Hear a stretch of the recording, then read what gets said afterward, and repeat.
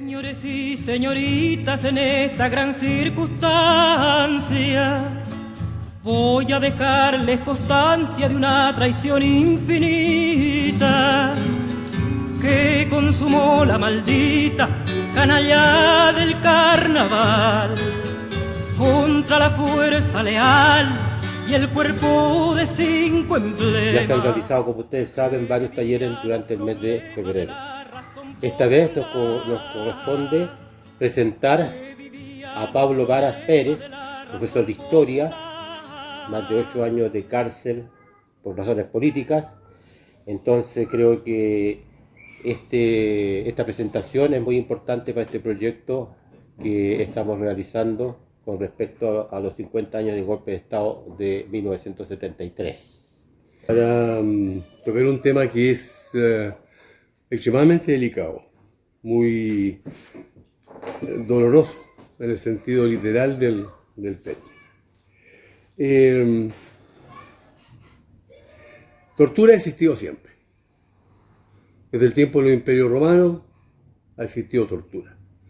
El objetivo de la tortura es obtener información, ¿no es cierto?, para un sector y destruir a su adversario. Ese es el sentido así más clásico, ¿ya? Ya ha existido siempre la tortura, no solamente por fenómenos políticos, sino que también para otros tipos de fenómenos. ¿No? A Copérnico, que sostuvo de que la teoría geocéntrica no correspondía y que era alrededor de la Tierra que giraba alrededor del Sol, fue amenazado por la Iglesia y tuvo que retractarse de lo dicho y de lo que él había investigado. La historia comenta de que la noche anterior a su declaración en el Santo Oficio, Copérnico, los encargados de convencerlo de que rechazara su versión, lo amenazaron de tortura. Y él cambió su versión. Dijo que se había equivocado, que no era la teoría de que el Sol giraba, o sea, que la Tierra giraba alrededor del Sol, no, sino que el Sol giraba alrededor de la Tierra. Cambió su versión. Pero aún así, cuando él escribe, dijo, pero ojo, aún se mueve. Ya se dejó claro de que él se retracta sabiendo objetivamente que la verdad de la ciencia era otra. Hablemos que en Chile la prisión política aparece no solamente con el golpe de 1973 que derroca a un gobierno legítimamente, ¿no es cierto?, votado en elecciones libres, secretas e informadas, ¿no?, por el pueblo. La tortura y la prisión política siempre hubo aquí en Chile después, durante ese periodo. Quizás el caso más correcto habría que nombrarlo cuando es ya en el periodo de la Patria Vieja, cuando es gobernador de Chile Marcó del Pont y tiene a un coronel a cargo de la policía en ese momento, que se llamó el coronel Zambruno. Vicente Zambruno era un coronel del ejército español, brazo militar del gobernador de Chile, Marcó del Pont, quien se dedicó durante mucho tiempo, o sea, su periodo, a detener, torturar y fusilar a los patriotas chilenos que luchaban contra la monarquía española. Nosotros estábamos, en ese momento los criollos querían la independencia de Chile. Estamos hablando en el periodo 1810, 1818 más o menos, que se divide en 3 etapas: Patria Vieja, Reconquista y Patria Nueva. La que termina, todos saben, en 1823, cuando O'Higgins firma la declaración de independencia en la ciudad de Concepción.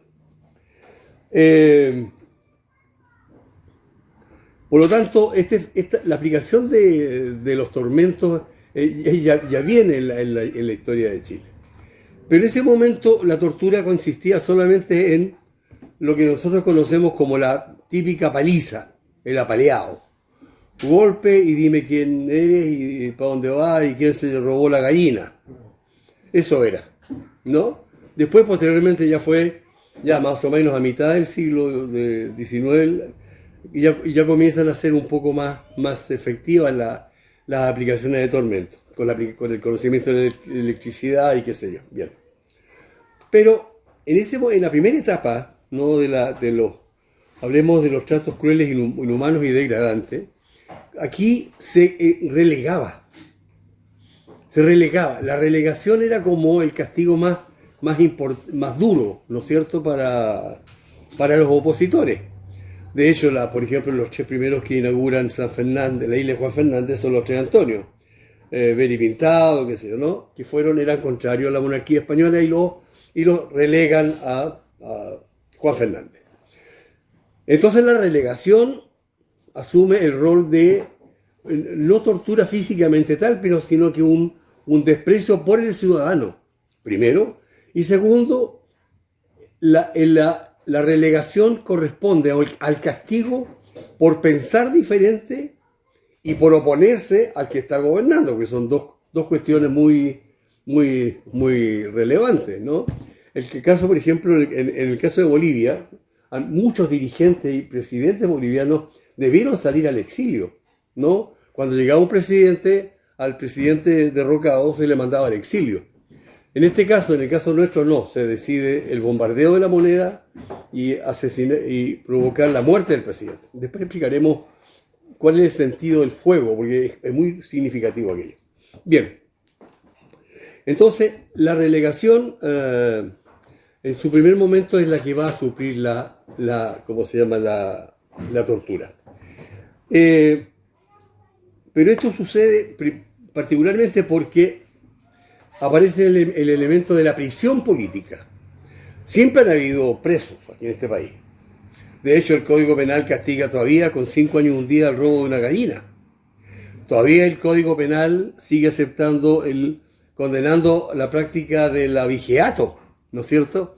Pero en ambos casos, lo que hay detrás, tanto de la condena hacia el que roba la gallina o al que roba una vaca, es la defensa de la propiedad privada. ¿Ya? El que robó una gallina era por hambre, el que robó una vaca era para que coman 10, pero era por hambre finalmente. Entonces la ley ahí establece una defensa a ultranza del modelo y de la propiedad privada, cuidar los intereses del ganadero, porque en ese momento, ¿no es cierto?, en la mitad del siglo XVIII, siglo XIX, no había un desarrollo tecnológico ni industrial, por lo tanto las condiciones de vida de los sectores más desposeídos eran lamentables, ¿no? Todo lo que son los gañanes, ya lo hablan los historiadores del siglo XVIII, en gran parte practicaron, particularmente en el campo, el abigeato como una forma de vida, ¿ya? Para poder seguir viviendo. Entonces, la prisión política, más o menos, comenzará en Chile a mediados del siglo XIX. Y ahí la cosa, un poquito antes, diría yo, ahí comienza a detenerse por motivos políticos, donde el Estado asume un rol realmente represor. Es decir, el Estado, los 3 poderes del Estado se confluyen para tomar medidas punitivas en contra del que piensa distinto, contra el que piensa diferente y finalmente contra los opositores, porque de eso se trata. Ahora, ¿qué sentido tiene tomar a alguien preso? Varios. Primero, detener al opositor, pero segundo, provocar el miedo entre los opositores. Es decir, si usted está en contra mía, le va a pasar esto. La gente se va a la cárcel. Entonces uno puede estar muy de acuerdo, pero si uno está viendo objetivamente de que la cárcel es el lugar al cual uno va a ir a parar por pensar diferente o por pensar como el vecino, en realidad yo lo voy a pensar 2 veces si voy a dar el paso de seguir siendo opositor o me quedo en la casa viendo cómo maduran los cerezos, que son las dos alternativas que uno puede realmente tomar. Bien, ya cuando la prisión entonces se va profundizando en sus elementos políticos, va apareciendo la necesidad de aplicar la tortura.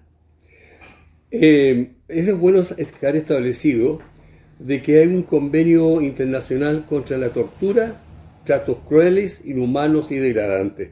Así se establece y lo han firmado todos los estados, salvo uno, Israel. Todos los países han condenado la tortura, salvo Israel. ¿Por qué lo firmó Israel? Porque él sostiene que la seguridad de su país debe ser custodiada y vigilada. Y ante una eventual amenaza de algún opositor, ellos deben aplicar la tortura. Esa es la razón, así como bien general del por qué los israelitas no han firmado aquellas, ¿no? Los casos son evidentes, ¿ya? El 37% de la población penal de palestinos en Israel son menores de 14 años. No deja de ser. Y todos han sido torturados. Tampoco es un asunto que se debe olvidar. Bien. Entonces, en Chile, cuando los estados deciden firmar este pacto de los tratos inhumanos, crueles y degradantes, que no tiene otro sentido que defender la dignidad del hombre. Porque la tortura es un ataque a la dignidad del hombre. Debe ser uno de los crímenes más deleznables. Tomar a un hombre o a una mujer, desnudarlo, amarrarlo a una cama metálica y aplicarle corriente es el peor de los delitos. ¿Ya? Porque no se trata de preguntarle dónde se robó, dónde escondió el televisor, o por qué se robó el refrigerador. El problema es político, ¿no? El torturador necesita obtener información, pero la información también es intangible, no tiene y no tiene sentido, porque un buen torturado puede perfectamente eludir la responsabilidad. Lean Pedro y el Capitán de Mario Benedetti, por ejemplo. Bien, ahora, entonces la aplicación de la tortura y la prisión política comienzan a avanzar de manera paralela, ya más o menos a mitad del siglo XX que en Chile. Con la creación de la Policía de Investigaciones, qué sé yo, ¿no? y su mecanismo coercitivo. Pero hay que dejar establecido de que Chile firmó el pacto contra la tortura, tratos inhumanos, crueles y degradantes, y la firmó Augusto Pinochet Ugarte, el año 1988. Antes no se había firmado, primero porque no estaba, pero segundo la firmó porque de una u otra forma necesitaba blanquear su imagen de que era un dictador bueno y que esa foto con los brazos cruzados y esos lentes supergalácticos le hicieron extremadamente daño a la dictadura. ¿De acuerdo? Ahora, por esas paradojas de la historia, aparece un juez que se llama Baltasar Garzón, encuentra que Pinochet firmó la declaración contra la tortura y después del 88 hasta el 89, a marzo del 90, hubieron 5 torturados en Chile. Eso posibilitó, ¿de acuerdo?, que Pinochet sea procesado en Londres por aplicación de la tortura y por la investigación de los españoles muertos en Argentina y Chile durante la Operación Colombo. Y se demostró de que los españoles muertos en Argentina, desaparecidos en Argentina y en Chile, habían sido sometidos a tortura. Por lo tanto, esa figura legal fue la que posibilitó a que Pinochet pasara 15 meses tratando de aprender inglés en la London Clinic. Aquí les vengo a decir que mi canto no termina, pues la canalla asesina ha sometido al país. Se desangra nuestra tierra y peligra el continente. Se incendia la cordillera un día 11 de septiembre. Y Chile sigue llorando a don Salvador Allende. Y el mundo sigue llorando a don Salvador Allende.